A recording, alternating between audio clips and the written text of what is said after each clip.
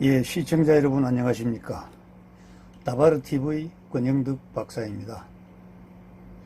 오늘은 풍차를 세우려면 바람을 멈추게 하면 된다, 이러한 제목으로 한번 살펴보겠습니다. 21번째 부동산 대책을 내어놓았는데도 시장이 말을 듣지 않습니다. 쉽게 얘기하면 약발이 먹혀들지가 않는다는 것이죠. 이와 관련해서 옛날 고사와 함께 한번 살펴보도록 하겠습니다. 우리가 살고 있는 세상에는 이성으로 이해할 수 없는 일들이 너무나 많이 발생하고 있습니다. 쉽게 예를 들자면 초록은 분명히 다른 색임에도 불구하고 초록은 동생이라고 얼버무리고 넘어가는 경우도 흔히 볼 수 있죠. 청은 출어람하였지만 푸르기로 치자면 남색보다 더 푸르다고 하였듯이 청과 남은 분명히 다른 것입니다. 쑥맥이 불변이란 말도 있죠. 쑥과 보리를 구분하지 못하는 사람을 가리켜 쑥맥이라고 합니다. 앞뒤가 꽉 막힌 사람을 지칭할 때도 쑥맥이라고 하죠. 쑥맥지변이라는 말도 있습니다. 앞뒤를 분간할 수 없는 사람이 말을 앞장세워서 주장을 할 때, 그때 지칭하는 고사입니다. 유대인들은 탈무드에서 지혜롭지 못한 사람이 리더가 되어서는 아니 된다는 것을 강조하고 있습니다. 이른바 뱀의 꼬리와 머리의 다툼을 에피소드로 들고 있죠. 언제나 앞장서가는 머리에 대해 꼬리는 늘 불만이었죠. 꼬리도 앞장서고 싶은 마음이 꿀뚝의 연기처럼 피어올랐습니다. 불만이 가득했던 꼬리는 어느 날 작심하고 머리에 대들었습니다. 너는 어찌하여 앞장만 서느냐? 앞서가면서 세상 구경은 먼저 하고 맛있는 것 있으면 먼저 먹고. 다툼에 지친 머리가 결국은 타협을 하였습니다. 꼬리 보고 너가 앞장서라는 것이죠. 기쁨에 들뜬 꼬리가 앞장을 서서 갔습니다. 그런데 얼마 가지 못해서 몸통에 강력한 불만이 터져 나왔습니다. 가야 할 곳과 가지 말아야 할 곳을 분간하지 못하고 가시덤불이니 뭐니 마구 가다 보니까 몸통이 성할 날이 없게 되었기 때문입니다.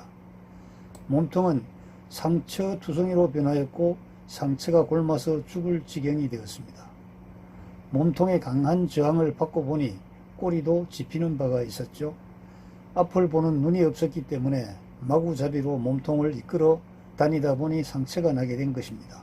결국 꼬리가 꼬리를 내리게 되었습니다. 꼬리는 앞을 보는 눈이 없었기 때문에 뒤에 서겠노라고 스스로 물러서게 된 것입니다. 눈과 지혜를 가지고 있는 머리가 앞장서 가는데 동의를 하고 만 것이죠. 여러분, 가장 훌륭한 리더는 어떤 유형일까요? 리더십에서 이론에서 늘 등장하는 4가지 유형이 있습니다. 머리가 나쁘면서 부지런하기만 한 리더는 조직을 금방 망가뜨리고 맙니다. 앞을 보는 눈이 없는 꼬리가 앞장섰을 때 뱀의 경우와 다를 바가 없는 것이죠. 머리가 나쁘면서 게으른 리더는 절대로 리더가 되어서는 안 됩니다. 멸망하는 조직에는 무능한 사람이 앞장을 서게 되어 있습니다. 오늘이 6월 25일, 6.25 남침 전쟁이 발생된 지 70주년입니다. 그 당시에 육군 참모총장 최병덕과 국방장관 신성모가 그러한 경우입니다. 총 한 자루도 제대로 갖추지 못한 채 기껏해야 국군 정찰대 수준의 그러한 전투력을 가지고 있는 국군이 얼마나 뻥이 심했냐면, 만약 북한이 도발을 하면 우리는 아침은 해주에서 먹고 점심은 평양에서 먹고 저녁은 신의주에서 먹는다고 혼장담 뻥을 쳤고, 이 말을 그대로 믿은 이승만 대통령이었기 때문입니다. 손기정이 전속력으로 달려가더라도 이게 가능한 거리입니까? 말이 안 되는 거리죠. 메가더 회고록에도 국군 정찰대 수준의 군대를 가지고 이렇게 뻥을 친다고 나와 있습니다. 육군 참모총장 최병덕은 보병도 아니고 병기장관입니다. 국방장관 신성모는 조그마한 상선에 선장을 했던 사람입니다. 외교에 그렇게 탁월한 능력을 보였던 이승만 대통령께서 어떻게 해서 국군의 총수로 이런 사람을 앉혀놓았을까요? 중앙대학교 창립자인 임영신 박사가 내가 이승만 대통령하고 친구인데 그렇게 가서 항의를 하고 그렇게 가서 설득을 하고 달래도 요지부동이었다고 합니다. 정말 화가 눈앞에 따리를 틀고 있어도 느끼지 못하는 것은 망해가는 조직의 공통적인 특징이 아닌가 싶습니다. 머리가 좋고 부지런한 리더는 구성원의 창의성을 짓밟아 버려서 결국 조직의 문을 닫게 됩니다. 독선과 아집에 빠지기 때문이죠. 우리나라 대기업 총수들이 이런 유행이 많습니다. 결국 그 기업은 무너졌고 시장에서 사라지고 말았죠. 머리가 좋고 다소 게으른 리더. 이러한 리더는 중요한 변수에 대한 합리적인 선택으로 의사결정의 시기를 잃지 않으며 구성원의 자발적 창의성을 가장 효율적으로 이끌어낼 수 있습니다. 지금은 탄핵되었습니다마는 박근혜 정부 3년 동안 여러분들이 들은 말이 뭡니까? 딱 두 자잖아요. 불통 대통령. 무슨 말을 얘기해도 듣지 않는 불통 대통령이죠. 지금은 어떻습니까? 지금은 통입니까? 제가 보기에는 지금도 더블통입니다. 도무지 말을 듣지 않습니다. 그래서 리더는 머리가 비상하며 다소 게으른 듯 해야 한다는 것이죠. 비상한 머리는 앞으로 닥쳐올 파도를 예상하여 대비하는 데 적합하고 다소 게으른 듯한 성향은 내부 구성원들에게 간섭과 직접 통제를 적절히 줄여서 창의적 생산 능력을 이끌어낼 수 있기 때문입니다. 물론 이러한 리더의 유형은 조직의 상태와 적절한 조화를 이루어야 합니다. 신생 조직은 머리가 비상하고 부지런한 리더가 필요하겠죠. 임무와 기능의 정상화가 시작된 조직은 게으르고 머리가 비상한 리더가 적합할 수 있습니다. 엊그제부터 최근에 신문을 펼쳐들면 한숨과 걱정이 먼저 나옵니다. 많은 사람들이 비관적인 말을 하고 많은 언론에서 비관적인 기사를 썼기 때문입니다. 특히 21번째 대책에도 불구하고 집값이 안정을 보이지 않고 있다는 것입니다. 제 생각에는 어쩌면 당연한 현상이라고 생각합니다. 왜냐하면 20번 하고도 한 번째로 고강도 대책을 내놓았다는 것은 옳은 대책이 아니라는 것이 입증되었다는 것이죠. 쉽게 해서 이야기해서 대책의 약발이 전혀 먹혀들지 않았다는 것입니다. 살펴보자면 시장의 기능과 역할을 완전히 무시하거나 이해하지 못한 사람들이 권력을 동원하여 가격을 잡으려는 무모한 시도를 하고 있는 것은 아닌가. 만약 그렇다면 이러한 정책은 실패가 예고된 정책이라고 말할 수가 있습니다. 오죽하면 정의당의 심상정 의원이 부동산 정책은 실패했다고 하면서 지금까지 제출한 오답 노트를 한번 살펴보라고 충고했다고 기사가 날 정도입니다. 역사를 한번 살펴보겠습니다. 권력이 시장의 기능에 간섭을 서슴지 않을 경우 그 권력은 종말을 맞이하게 됩니다. 시장에서 향유하였던 이익을 빼앗긴 사람들의 원성이 응축되어 권력을 무너뜨리는 거대한 에너지로 분출되었기 때문이죠. 마그마와 같은 거대한 에너지를 이기고 건재한 권력은 지금까지 없었습니다. 그리고 앞으로도 없을 것은 분명합니다. 그렇기 때문에 정치를 하는 정치인들은 민심을 등에 업고 민심의 등에 올라탄 사람이 정상을 차지하게 되는 것 아니겠습니까? 우리나라 주택가격의 변동을 한번 살펴보겠습니다. 박정희 정권은 치솟는 서울 사대문 안의 주택과 집가를 안정시키는 것이 큰 문제였습니다. 경제개발과 중동 근로자와 월남전 특수효과로 달러가 유입되자 국내 물가는 폭등하였고 특히 사대문 안에 국한되었던 서울의 집가와 주택가격은 크게 오를 수밖에 없었습니다. 결국 강남을 개발하였고 목동을 개발하기 시작하였으며 많은 위성도시 건설로 이어질 수밖에 없었습니다. 이촌 향도로 표현되는 인구의 대이동도 대도시 개발을 하지 않을 수가 없도록 만들었습니다. 도시에서 막노동을 하더라도 촌에서 농사 짓는 것보다 훨씬 더 많은 이익을 얻을 수가 있었기 때문입니다. 지금은 금싸라기 땅이 되었습니다마는 강남의 대치동과 삼성동 일대에 올라온 이촌 향도 주민들은 장작개비를 새끼줄에 묶어서 머리에 이고 올라왔습니다. 혹시 한양이라는 곳에 가서 추운 방에 자면 어떡하나, 군불이라도 집혀야 되지 않을까, 또는 그 장작개비를 팔아서 단돈 몇 푼이라도 건질 수 있지 않을까, 그러한 마음에 그 장작개비를 머리에 이고 올라온 사람들도 참 많았습니다. 이것이 바로 50년, 60년 전에 우리나라 지금 강남 3구로 표현되는 지역에서 일어났던 현상 중에 하나입니다. 지금 서초구만 해도 서울시가 아니었지 않습니까? 경기도에 들어갔었죠. 지금 고속터미널 근처도 사실은 경기도였습니다. 1980년대 중반까지만 해도 국군의 하사관이 되는 것이 시골에서 논밭 포함하여 열마지기 농사를 짓는 것보다 더 좋다는 홍보물이 있었습니다. 그러나 그때 농촌에서 열마지기 농사를 지을 수 있는 사람은 극소수에 불과했습니다. 열마지기란 것은 논으로 치자면 2000평이요, 밭으로 치자면 3000평인데 이렇게 큰 논밭을 가질 수 있는 사람은 매우 극소수였습니다.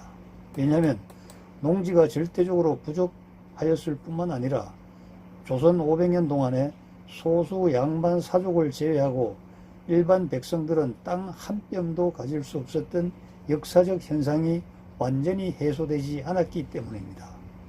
500년 동안 이러한 역사가 계속되다 보니까 정말 많은 대중 백성들은 고통이 와도 고통으로 느끼지가 않고 아픔이 와도 아픔으로 느낄 수가 없습니다. 오로지 나의 문명이요, 내 팔자요, 내 조상 때문이라고 이렇게 모든 고통과 아픔을 스스로 꿀꺽꿀꺽 삼켜버리는 그러한 체질화된 환자가 되었기 때문입니다. 고통을 느끼지 못하는 환자는요, 고칠 수가 없는 것입니다. 그 다음은 전두환 정권입니다. 주택가격이 급락하였다가 다시 치솟으니까 안정화 정책을 시행하였습니다. 노태우 정권은 지방에 공항을 건설하고 지방은행을 설립하고 개발 공약을 함으로써 투기 망국론이 불거질 정도로 주택과 집가가 치솟았습니다. 아침에 사서 저녁에 대파는 수법으로 불로소득을 챙긴 사람들이 엄청나게 불어났습니다. 김영삼 정권은 외환 위기를 겪으면서 엄청난 경기 침체를 초래하였죠. 김대중 정권은 외환 위기를 극복하기 위하여 가용한 부양책을 모두 다 썼습니다. 노태우 정권 때 도입한 토지 공개념도 없애버렸고 경제적 능력이 없는 사람에게도 카드를 발급하여 신용불량자라는 경제의 지옥으로 밀어 넣어버렸다는 비판도 받고 있습니다. 그러나 겨우겨우 불씨를 살려서 경기가 회복되게 하는 데는 큰 기여를 하였습니다. 노무현 정부는 지방 신도시 개발로 수없이 많은 돈을 풀었습니다. 집가 보상을 받은 사람들이 서울을 비롯한 대도시의 아파트 수요자로 등장하게 된 것이죠. 이때 많은 사람들이 빚을 안고 아파트를 구입하여 이자 부담으로 결국 헐값에 다시 팔아야 하는 하우스 푸어들이 대거 발생하였습니다. 노무현 정부는 33번이나 되는 부동산 억제 정책을 발표하였지만 결국 성공하였다고 말하기는 어렵습니다. 이명박 정부는 2008년 리먼 브러더스 사태로 촉발된 세계의 경제 위기를 맞아 선방을 하였습니다. 여러 나라에서 무너지는 소리가 났지만 우리는 주택 가격 기준으로 마이너스 3.3%를 기록하는 선에서 마무리하였습니다. 지금도 이명박 정부 시절에 세계 경제 위기가 있었다는 것을 기억하는 사람이 많지 않은 것은 체감 경기 위축이 심하지 않았기 때문이라고 할 수 있습니다. 이를 계기로 무디스와 같은 신용평가기관에서는 일본보다 우리를 더 높게 평가하기 시작하였습니다. 이명박 정부 때 주택가격은 하락세를 유지하였습니다. 박근혜 정부는 침체된 경기를 살리기 위해 부양책을 실시하였지만 시장은 요지부동이었습니다. 심지어 누가 부동산으로 돈을 버나라는 자조가 넓게 퍼진 상황이었죠. 이땐 보수 진보 할 것 없이 다 이런 말을 입에 달고 다녔습니다. 그러나 시장은 반응하기 시작하였고 가격은 가파른 상승세를 타기 시작하였습니다. 박근혜 정부는 임기 3년을 채 마치기도 전에 탄핵을 당하고 말았습니다. 문재인 정부는 여러가지 지방개발의 청사진을 펼치면서 막대한 토지 보상을 하였습니다. 보상금을 손에 쥔 지방의 재력가들이 서울의 아파트 수요자로 대거 등장하기 시작하였습니다. 오비일학, 까마귀 날자 배 떨어진다는 속담과 같이 아파트 가격이 오르자 아파트를 구입할 여력이 안 되는 사람들이 빚을 얻어서 수요자로 등장하였습니다. 미래 인구의 변화 등을 감안할 때 그리 매력적이지 않아야 할 20, 30대가 매수자로 나타나기 시작하여 강남을 비롯하여 강북 전역이 10억대 아파트 시대가 되어버렸습니다. 이들의 선택은 나중에 시장이 판가름하여 줄 것입니다. 지도자들의 앞뒤 못 가린 부양정책이 시장을 왜곡시킨 면이 강하다고 주장하는 사람들이 많습니다. 그리고 지식이 없이 감정만 앞세운 젊은 사람들이 섣부르게 시장에 등장한 것도 큰 화로 작용할 것이라는 예측도 무시할 수가 없습니다. 제가 지금까지 말씀드린 이러한 모든 상황들이 융합되어 가격으로 나타납니다. 예측 가능한 상황과 예측할 수 없는 상황이 모두 녹아들어서 나타나는 것이 가격이죠. 그런데 이 가격은 변합니다. 시변이라고 합니다. 어떻게 변할까요?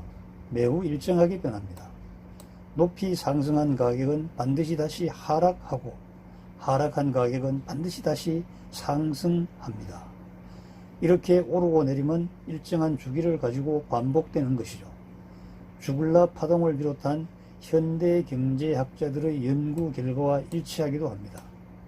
하지만 2000년 전에 화식전을 지은 사마천은 가격의 변화를 이미 밝혀냈습니다.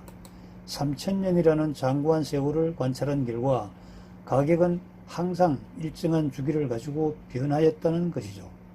인간의 희로애락을 비롯한 모든 감정과 권력을 가진 주체들이 벌이는 전쟁을 비롯한 모든 사건이 시장 가격에 녹아들어 일정한 주기로 변하는 것입니다. 그러므로 가격이 하락하였을 때 매수하고 가격이 상승하였을 때 매도하면 되는 것입니다. 이렇게 하면 부자가 되는 것은 매우 간단합니다. 이렇게 하는 것이 부자가 될 수 있는 매우 간단한 원리이자 이치라고 할 수가 있습니다. 개인은 가격의 변화만 살필 줄 아는 지식과 지혜만 가지고 있으면 됩니다. 그리고 시기가 되었을 때 과감하게 선택을 하면 되는 것이죠. 지금 우리나라와 같이 시장을 한 번도 쳐다보지도 않다가 옆집에서 아파트를 사게 되고 가격이 오르자 덩달아 나도 사야 되네 하고 들어가는 거, 이것은 경제행위의 백치라고 할 수가 있습니다. 절대로 이렇게 해서는 돈을 모을 수도 없고 또 경기 상황에 따라 원하는 재산을 축적할 수도 없는 것입니다. 아울러 정부는 시장에 개입하지 않는 것이 좋다는 것이 현대 경제학자들의 공통된 주장입니다. 개인도 시장에서 실패는 하지만 또 기업도 시장에서 실패는 하지만 정부가 시장에 개입해서 초래하는 실패보다는 그 정도가 적다는 것입니다. 왜냐하면 시장은 원래 권력의 말을 듣지 않도록 되어 있습니다. 인간의 욕망을 억제하는 정책은 정책이 아닙니다. 사마천도 개인의 욕구를 무시하는 정책은 정책이 아니며 개인의 욕구를 억제하고 실시하는 정책은 그야말로 없어져야 된다고 강하게 비판을 하였습니다. 이러한 정책을 시행하는 황제는 최하위의 졸렬한 지도자라고까지 표현하기도 했습니다. 인간의 욕망은 실패로 이어질 확률이 높지만 그 자체가 시장의 기능으로 봐줘야 됩니다. 그렇기 때문에 권력의 필요에 의해서 시장을 조작하거나 장악하지 말아야 합니다. 왜냐하면 반드시 실패로 이어지기 때문이죠. 풍차를 멈추고 싶다면 바람을 잠재워야 합니다.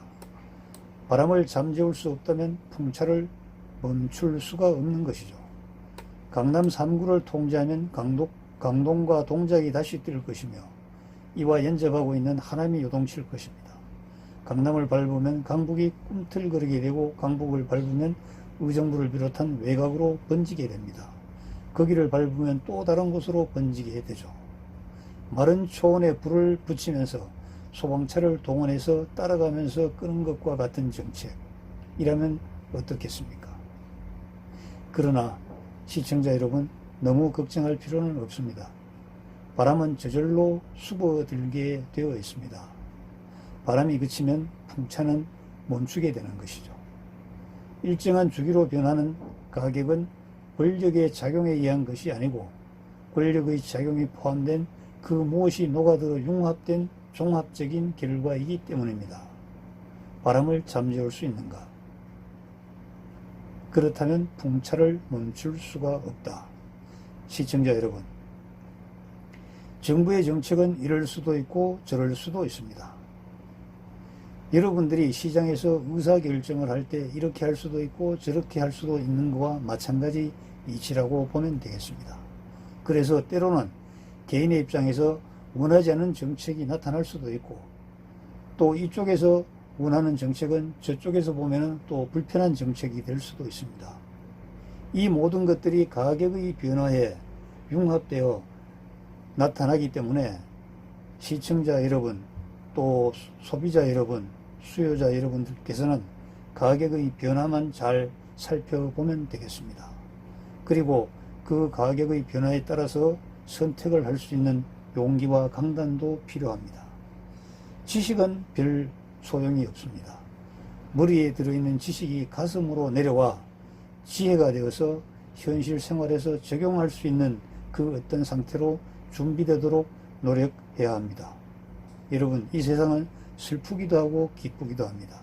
나에게 슬픈 것은 저쪽 사람에게서는 기쁘기도 하고 또 저들의 슬픔은 나의 슬픔으로 작용하기도 합니다. 시장 가격이라는 그 자체가